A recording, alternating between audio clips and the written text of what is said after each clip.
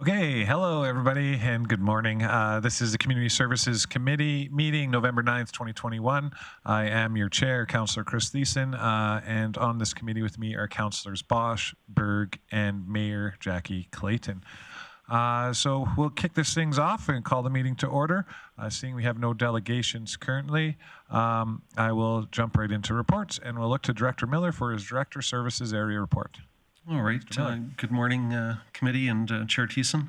So I'll start off with the Community Knowledge Campus and the Coca-Cola Center. So both arenas are now set up with live streaming system capabilities, and this provides opportunities for internal programming and user groups to live stream tournaments, games, competitions, and events to a wider audience.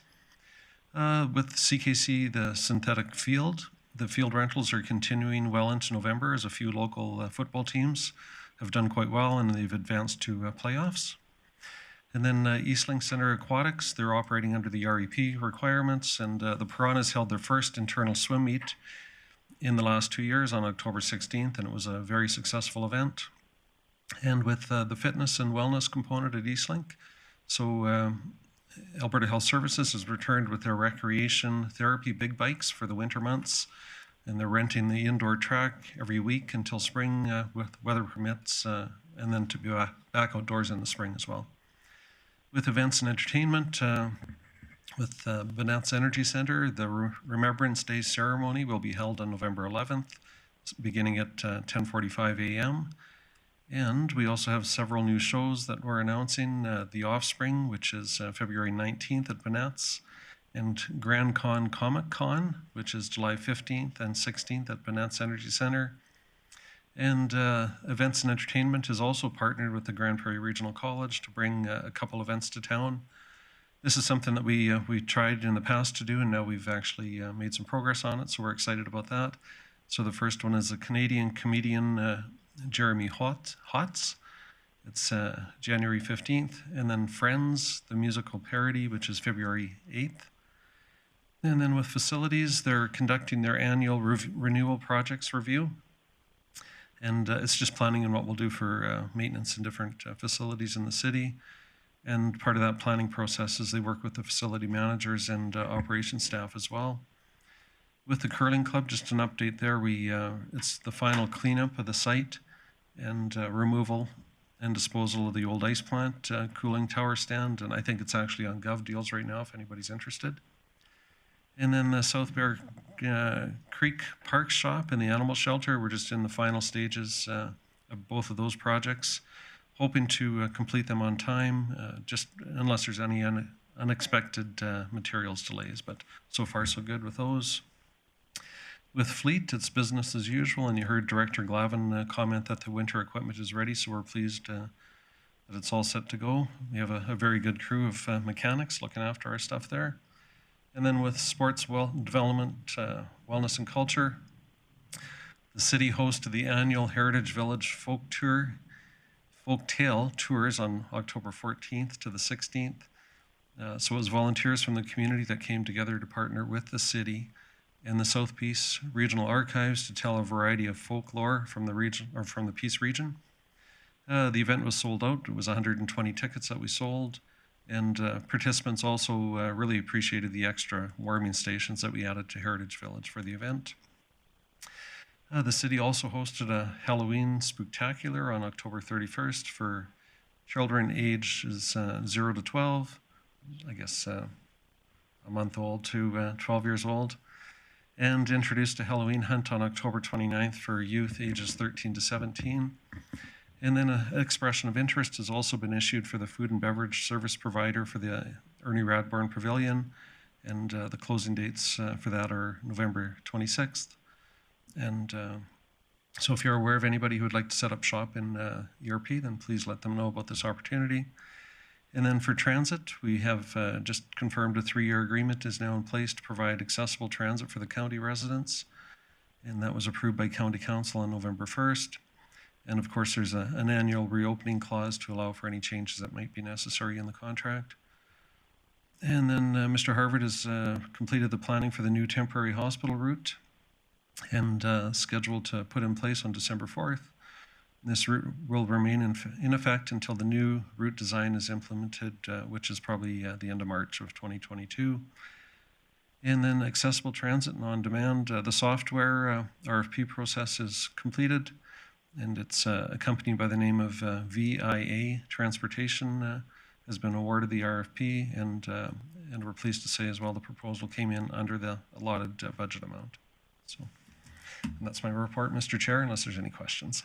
Thanks so much for that, Director Miller. Lots of news, lots of good news, lots of stuff happening in the city, as to be expected. Looking around, I see my request to speak is flashing here, but I don't see a name on there. Did somebody want to ask a question of Director Miller?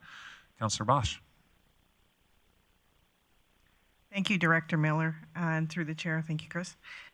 Just a point of interest, the Halloween walking parade, that was a Downtown Association event, but collaboration with the City of Grande Prairie for the facility. I just want to make clear that the members know that they're responsible for that event. Okay, thank you. So thank you to the City of Grande Prairie.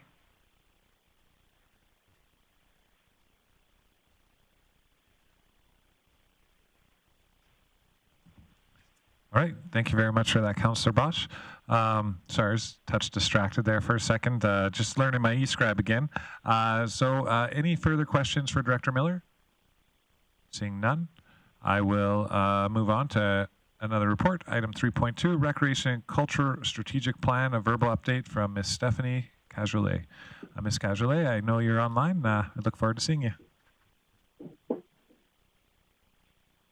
Thank you, Chair Thiessen. In August 2021, Council passed a motion directing administration to issue an RFP for a Recreation and Culture Strategic Plan. The intent is to develop a strategy that provides strategic direction and framework for ensuring high-quality recreation and culture programs and services, and takes into consideration investment in existing and new infrastructure for the next few council terms. The purpose of this project is to develop a strategy that includes an implementation plan, along with priorities to ensure that the city has operational alignment, identified timelines, and resourcing to action its strategic priorities. A significant portion of the RFP is also dedicated to developing and implementing a public and stakeholder engagement plan in collaboration with the city's engagement advisor and staff from various departments. So the RFP was issued on September 29th of this year with a closing date of October 26th. 5 bids were received and evaluations are taking place this week.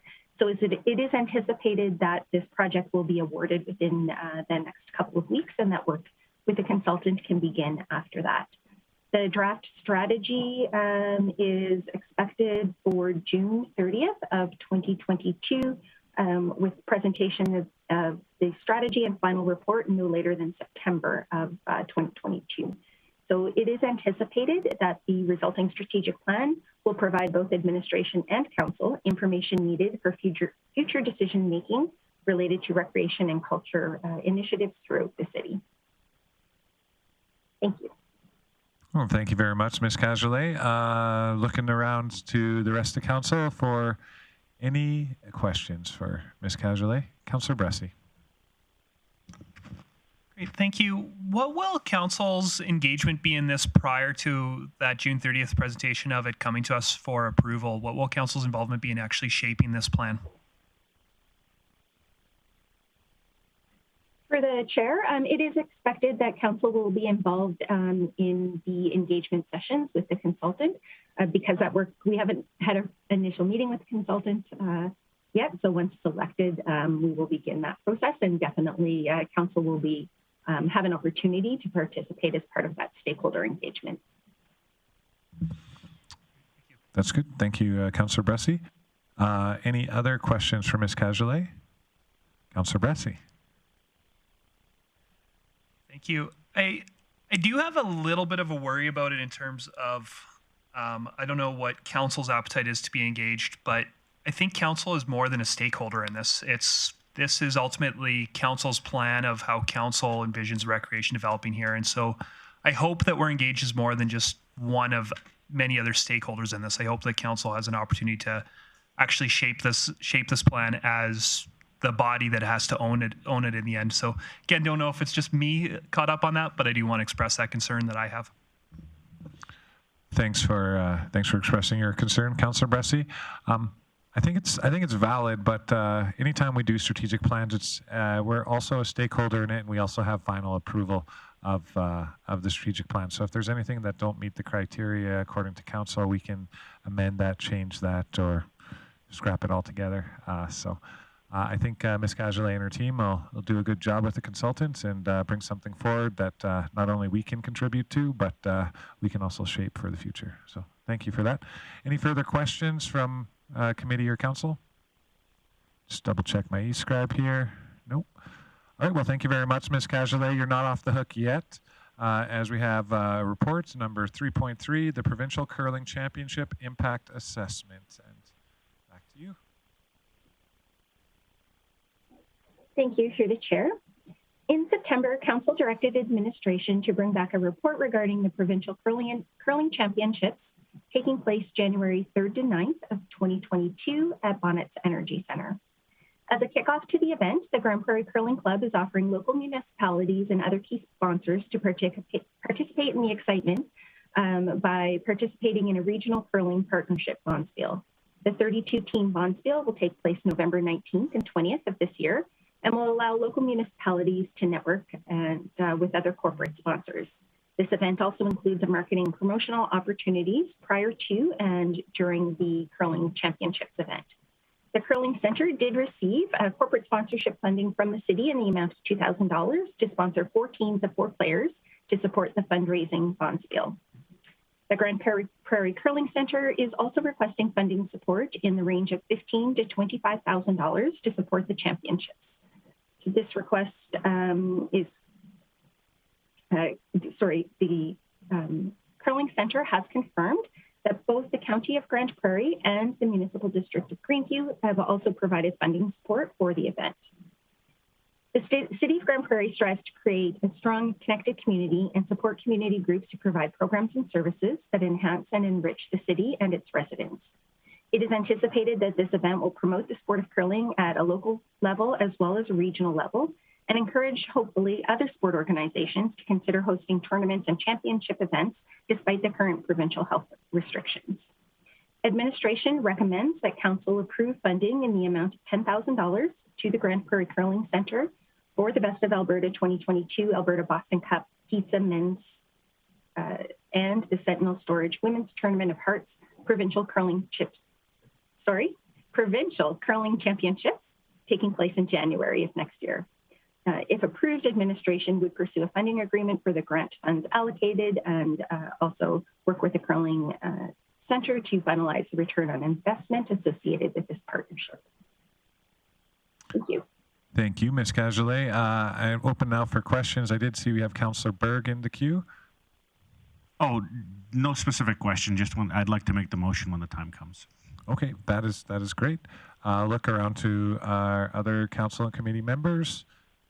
Seeing nothing on the e-scribe. I did have a couple questions, Ms. Cajolet. First off, in regards to the funding from the MD and the county, would we be matching their contribution to this event, or did they contribute more or less to the funding, or do you not know? Thank you, Chair Thiessen. The recommendation provided in the report would be consistent with the funding support provided by partner municipalities. Beautiful. Awesome. I like that. Everybody all in equally. I see a question from Mayor Clayton.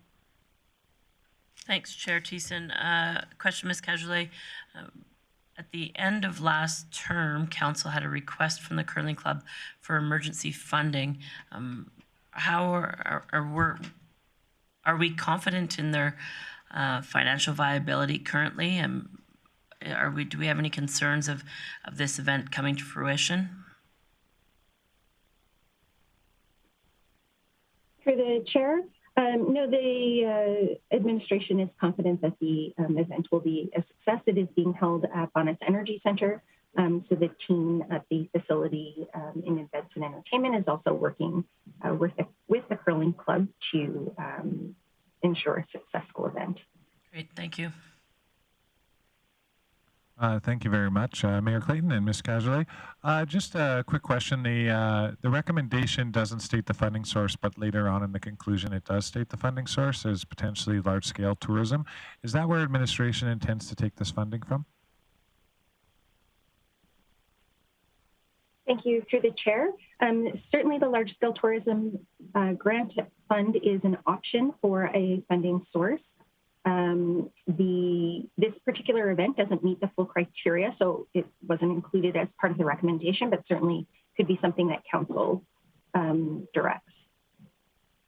Okay, thank you very much. Councillor Bosch. Thank you, through the chair. So where would this funding come through from budget then, if potentially not through tourism? Thank you, through the chair. In discussion with the finance manager, alternate funding sources could be the future expenditure reserve, or the funds could be taken from the department's operating budget. Is that good? Okay. CEO Galante, sorry. Yeah, thank you, Mr. Chair. Yeah, typically future expenditures reserve will be the appropriate source in this case. The amounts are very minimum, so usually finance will optimize, I would say, the source of funding. In this case, will be FER, future expenditures reserve. Thank you. Thank you for that, CEO Galante. Looking around, council and committee, any further questions? Seeing none, Councillor Berg wanted to get in on the motion here, so I'll let him take it away. Yeah, thank you. I recommend, the committee recommend council approve funding in the amount of $10,000 to the Grande Prairie Curling Centre for the Best of Alberta 2022 Alberta Boston Pizza Cup Men's and the Sentinel Storage Women's Tournament of Hearts Provincial Curling Championships. Thank you very much for that motion, Councillor Berg. Mayor Clayton, no? No, we're all good. All right, any questions or comments or debate on the motion? Seeing none, I will call it to question.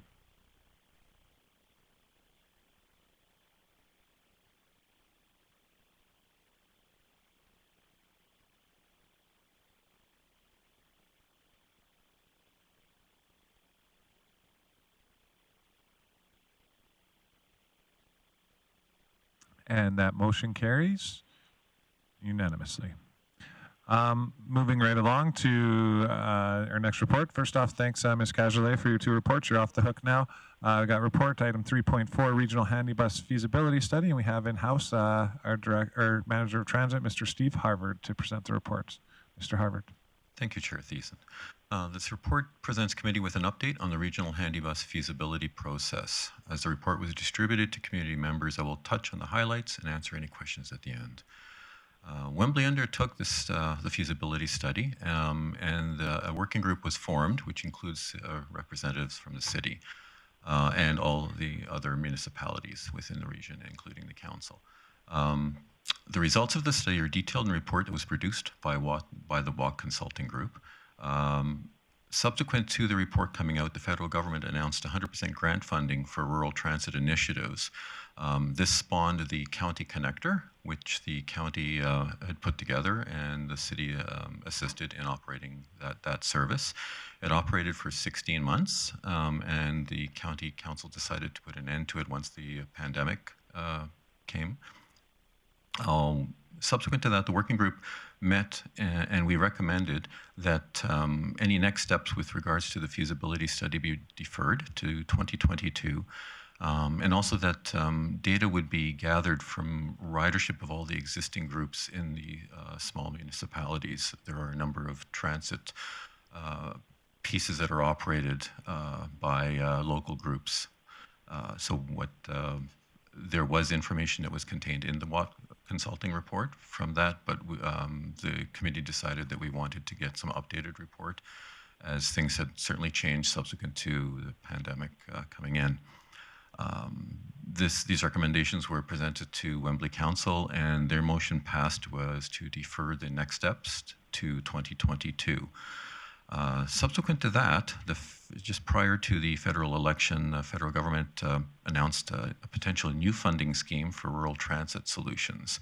Unfortunately, there's been no update of any information from the federal government, but Wembley, I know, as well as the county and ourselves, are watching for any potential information from that, as that may impact how the decision to move forward and how that would go. In conclusion, administration recommends the committee receive this report for information.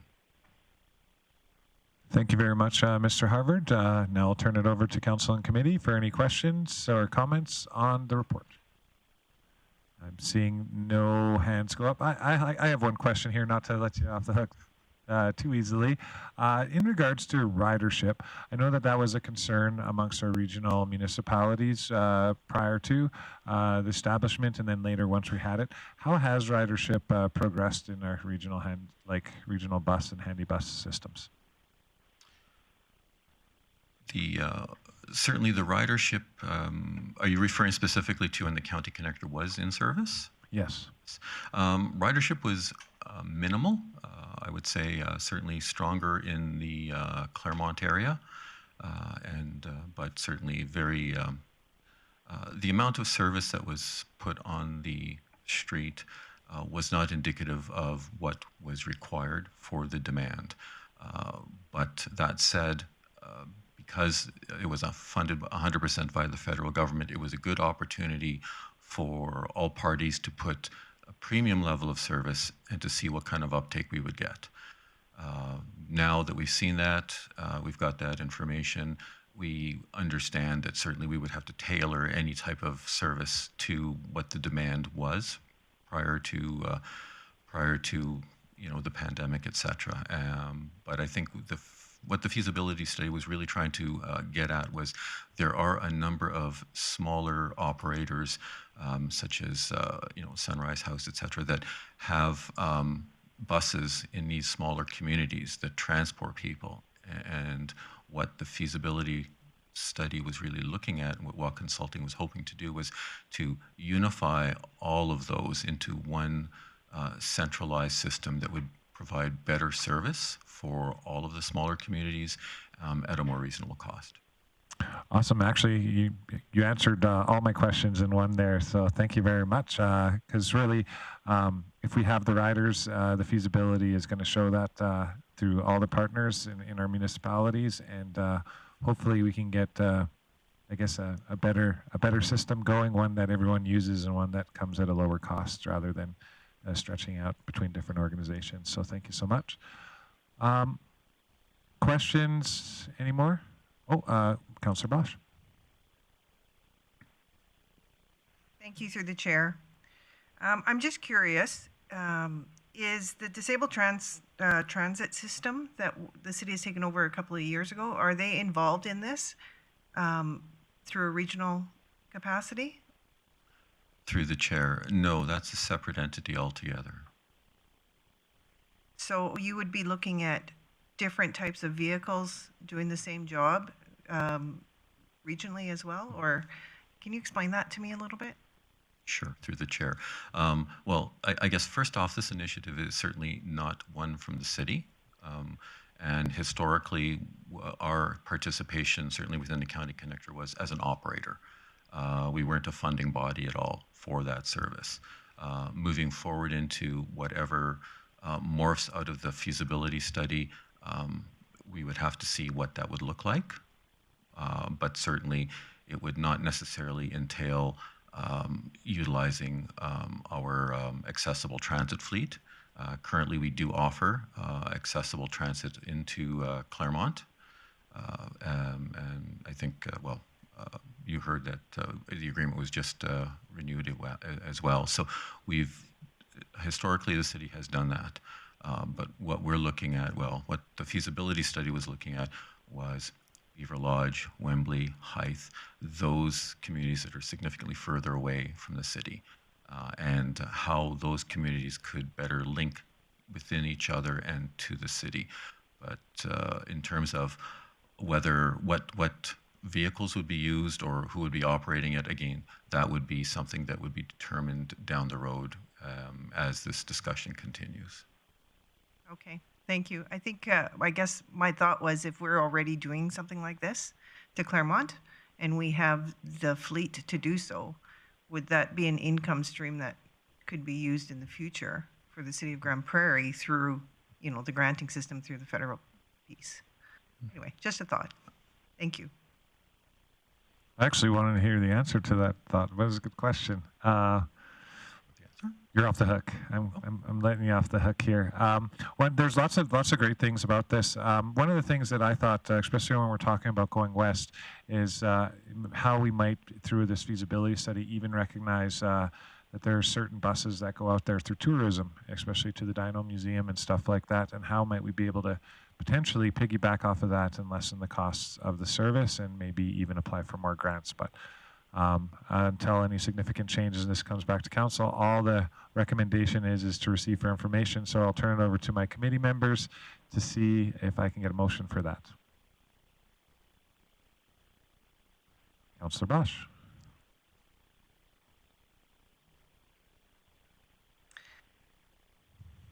I motion that the committee recommend council receive their support for information.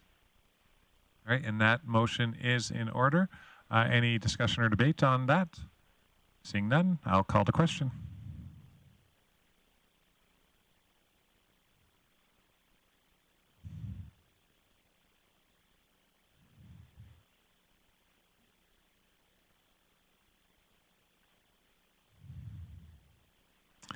And that motion passes unanimously. Thank you very much, Mr. Harvard, for your report and your answers, your time today. We'll move right along to our outstanding items list, and we're going to shuffle the ball over to Director Miller to update us on what is still outstanding. Thanks, Chair Thiessen. So the first item on the list, number 1129, is what we just heard from Mr. Harvard, so we're hoping to remove that. And with the assurance for committee and council that if it does move forward in the future and if there is a chance for a service agreement to be considered, then we'll bring it back to committee at that time. And then 1166, we heard from Ms. Casualet on that one today, so that one's been completed. 1161 and 1162, that'll be an update from Mr. Harvard in late January on demand transit services, and then also looking at improvements for the transit facilities down by the Town Centre Mall. And then 1156 is the report on cost disparities between the Twin Ice Arenas, in Twin Ice Arenas compared to other facilities in the county. So we'll bring that back early December. And then finally, 1157 was the verbal update provided today by Ms. Casualet in the Rec and Culture Strategic Plan. So that can also be removed with the council's or committee's permission. Unless there's any questions, Mr. Chair. Sounds like we moved the ball right down the field and we're looking for a touchdown here, clearing the outstanding items list. I like it. So any questions on the outstanding items list from committee or council? Seeing none, I'll entertain a motion. Mayor Clayton. And so it is moved. Call the question. All in favor?